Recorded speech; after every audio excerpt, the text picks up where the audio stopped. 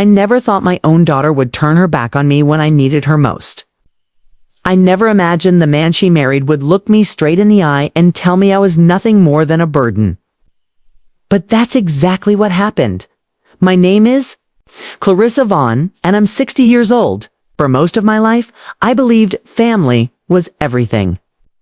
I built my world around my husband, my daughter Lena, and later, her husband Mitchell. I gave them my time, my love, and every ounce of strength I had, left after my husband passed away. But when life knocked me down, they didn't lift me up.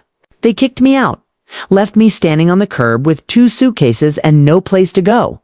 What they didn't know was that life had one last card up its sleeve. And when I played it, everything changed. So buckle up, because what I'm about to tell you is more than just a story. It's a lesson in strength, justice, and finding your power when the people you love the most try to break you. My life used to be full of warmth, laughter, and purpose. I was married to Thomas for 35 years, and together we built a quiet, happy life in a small town just outside of Savannah. Our daughter Lena was our pride and joy. The kind of child you pour your entire heart into without a second thought. Every birthday, every school event, every scraped knee, I was there. I never missed a moment. When Thomas was diagnosed with cancer, everything shifted. The battle was brutal, and after 2 long years of fighting, I lost him. Suddenly, the home we had shared became a house full of ghosts. Every room echoed with his absence. I tried to stay strong, telling myself that at least I still had Lena. She and her husband, Mitchell, offered me a place to stay while I figured out my next steps. I was hesitant at first.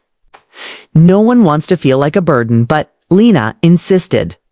"We'll get through this together, Mom," she said with a smile that felt like a lifeline.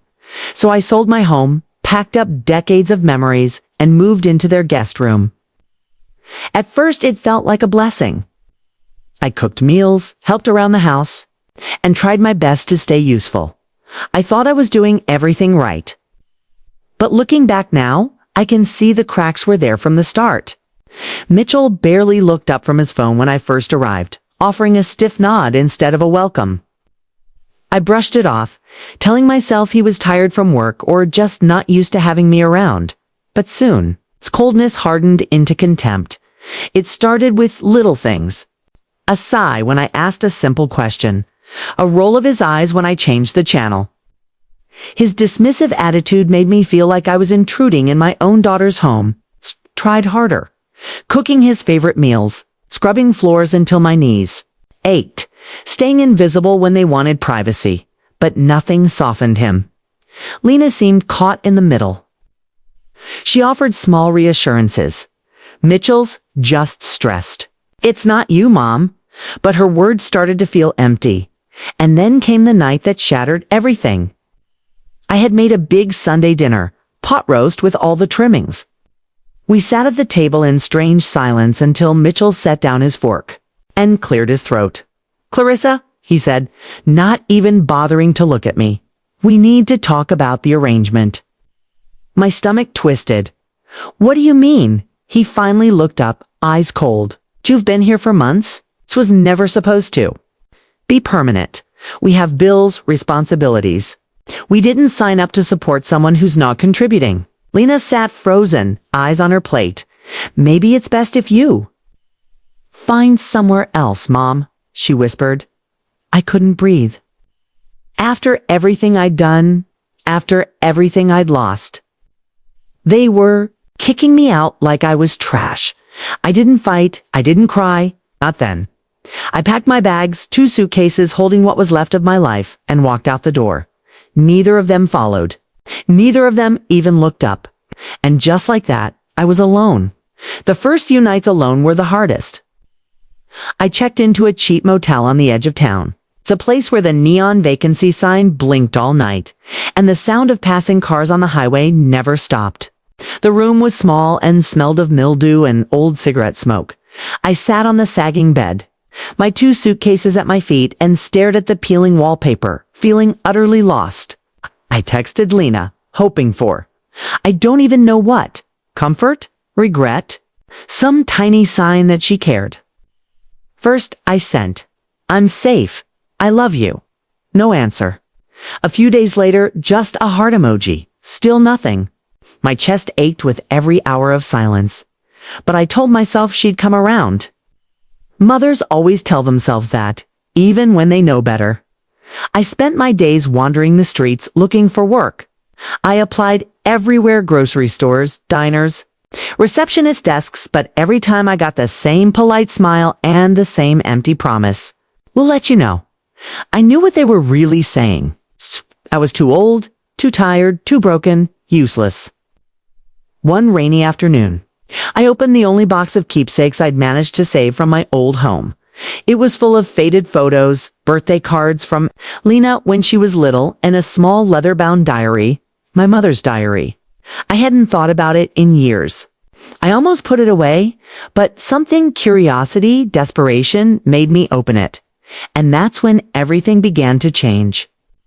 At first, the diary was simple. Daily entries about grocery shopping, neighbors' gossip, little notes about me as a child. But as I flipped through the fragile pages, a strange feeling crept over me. Something was hidden between the lines. And then I found it. A single sentence that stopped my breath cold. "He came again today. Said he wished things were different. Said he loved me but had too much to lose. Clarissa can never know."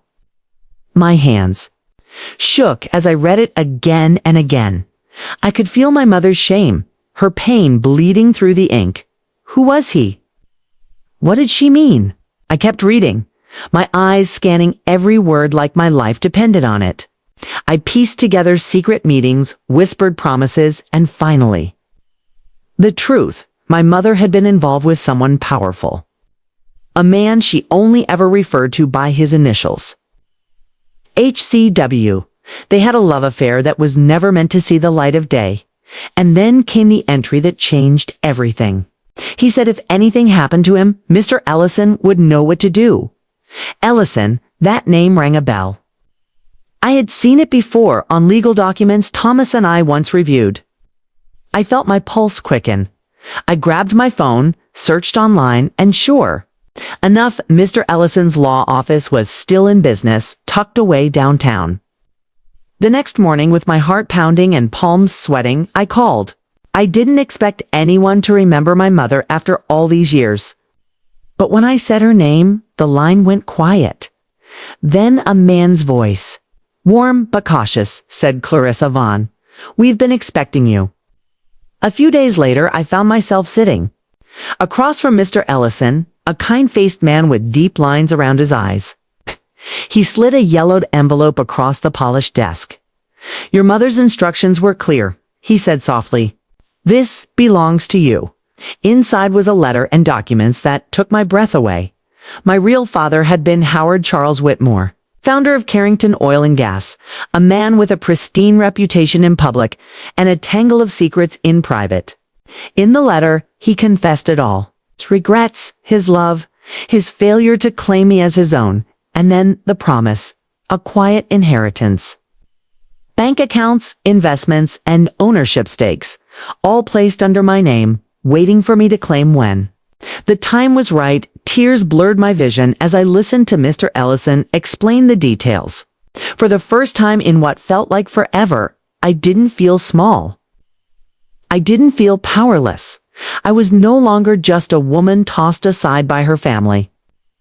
I was a woman with history, with roots deeper than I ever knew, and with the means to take back control of my life. That night, back in my motel room, I didn't sleep a wink. But this time, it wasn't sadness keeping me awake. It was the fire starting to burn in my chest. They had cast me out like I was nothing, but they had no idea who they were dealing with, and soon they would. After that meeting with Mr. Ellison, my world shifted. I was no longer the invisible widow, scouring job boards and praying for scraps. I was Clarissa Vaughn, heir to a fortune I never knew existed. And for the first time in months, I had options. But it wasn't just about the money. It was about reclaiming the dignity and power I had lost. I wasn't looking for revenge, at least that's what I told myself. But deep down, I knew I wanted something more. I wanted to show Lena and Mitchell that I was never the helpless woman they made me out to be. I spent weeks learning everything I could. I watched YouTube videos about real estate investing, read books on contracts and property management, and met quietly with financial advisors Mr. Ellison connected me with. The more I learned, the stronger I felt. Every new piece of knowledge was a brick in the fortress I was building around myself, and then I saw it. A tiny listing buried deep in a foreclosure auction site. A modest duplex in a middle-class neighborhood. My heart nearly stopped when I read the address. It was Lena and Mitchell's house. The bank was repossessing it due to missed payments, something I hadn't known about. Maybe their financial situation wasn't as stable as Mitchell had led me to believe. The auction date was set for 2 weeks later. I didn't hesitate. I created a shell company, Vaughn Holdings, and placed my bid quietly, legally, with no fingerprints that would lead back to me.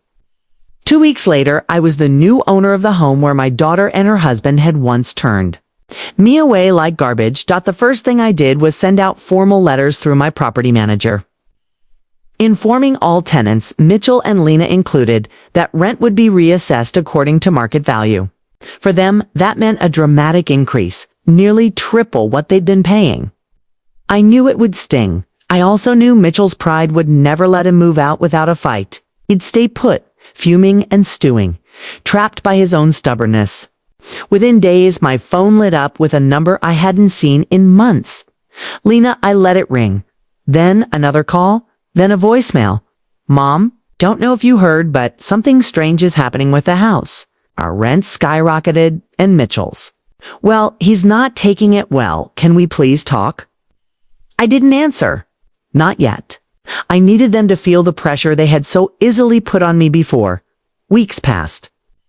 And through my property manager, I heard bits and pieces of what was happening behind closed doors. Mitchell was spiraling. Angry emails, late-night voicemails. To the management company. Threats of lawsuits he had no grounds for. Lena was seen crying in the driveway more than once, but I stayed silent. Until the tenant meeting. It was a routine meeting about property improvements. New security cameras, fresh landscaping, upgraded heating. I arrived early, dressed in a sharp black blazer and a soft blue blouse. My hair in polished waves. I sat quietly in the back as my property manager introduced the changes, watching the door like a hawk. Then Mitchell stormed in with Lena trailing behind, eyes downcast. He was loud, as always, demanding to speak to whoever owned the insisting on answers. And that's when I stood up. I walked calmly to the front of the room, all eyes turning toward me. I looked Mitchell dead in the eye and said, "Good evening. I'm Clarissa Vaughn, owner of this property. I believe you had some questions." The color drained from his face. He opened his mouth, but no words came out. Lena gasped, her hand flying to her mouth. The room fell silent. Mitchell's bravado shattered right there in front of everyone. I didn't gloat. I didn't smirk. I simply stood there, steady and calm, and said, "If anyone has further concerns about the changes, my team and I are happy to assist. Otherwise, thank you for your time." And with that, I walked away, stronger than I had ever felt in my life. A week after the tenant meeting, there was a knock on my apartment door. I wasn't expecting anyone, and for a brief moment, my breath caught. When I opened it, there was Lena, standing in the hallway, hair pulled back in a messy bun, eyes red and swollen like she hadn't slept for days. She looked smaller than I remembered, like the weight of everything had finally crushed her spirit. "Hi, Mom," she said softly, her voice cracking at the edges. I didn't say a word. I simply stepped aside, and she walked in, clutching her purse. So tightly, her knuckles were white. We sat down at the kitchen table, the same table where so many memories, both good and bad, had been made. I brewed us some tea in silence. She kept her eyes on the cup, tracing her finger along its rim like she was searching for the right words. I don't even know where to start, she whispered at last. Mitchell's? He's falling apart. Ever since that meeting, he's been spiraling. He blames you. He blames me. Honestly, he blames everyone except himself. I stayed quiet, letting her pour out the things she'd clearly been holding in for far too long. Her eyes filled with tears. I keep thinking about what we did to you, how we just tossed you aside when you needed us most. I told myself I was keeping the peace. But the truth is, I was a coward. I let him push you out because I didn't have the strength to stand up to him. She wiped her eyes, her voice trembling. I'm sorry, Mom. I'm so sorry. For a long moment, I didn't speak. I just stared at her. This woman who was once my little girl, now sitting across from me, broken but trying. And despite everything, my heart softened, cause no matter how much pain she'd caused, a part of me would always ache for her. I left him, Lena said suddenly, her words cutting through the quiet like a knife. Last night, I told him I couldn't keep living like that. I packed a bag and stayed with a friend. I don't know what comes next, but I couldn't stay. A slow breath escaped my lips, a complicated mix of sadness and pride. I reached across the table and took her hand in mine.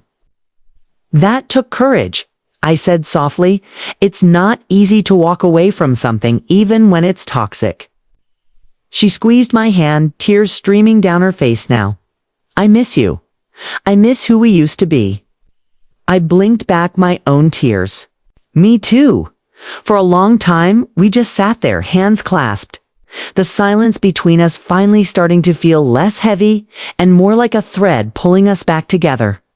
It wasn't a perfect fix. The damage couldn't be erased overnight, but it was a beginning, and sometimes that's enough. When Lena stood to leave, so lingered at the door, looking back at me with watery eyes.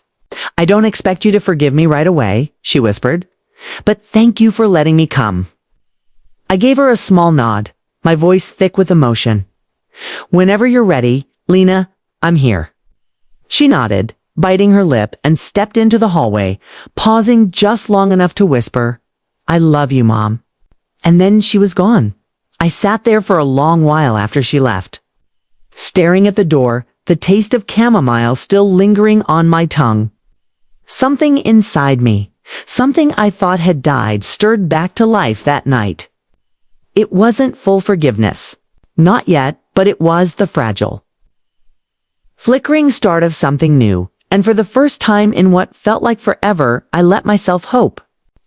A few months passed after that night, and little by little, Lena and I began to rebuild what we had lost. It wasn't easy. Some days the weight of old wounds felt too heavy to carry, and the silence between us would stretch longer than either of us liked. But we kept showing up. Phone calls, coffee dates, small moments that over time started to feel like home again. Meanwhile, the house, the one I had bought out from under them, no longer felt like a victory. It felt like a chapter that needed closing. So, with Mr. Ellison's help, I sold the property, taking the profits and doing something I had dreamed of for a long time. I donated a large portion to a women's shelter, a place for mothers and daughters who had nowhere else to go, like I once did. The rest, I used to buy a quiet little house of my own, nothing flashy, just a small cottage with a garden and a front porch swing. The day I moved in, Lena helped carry boxes. After we finished, we sat on the porch, watching the sun dip below the horizon.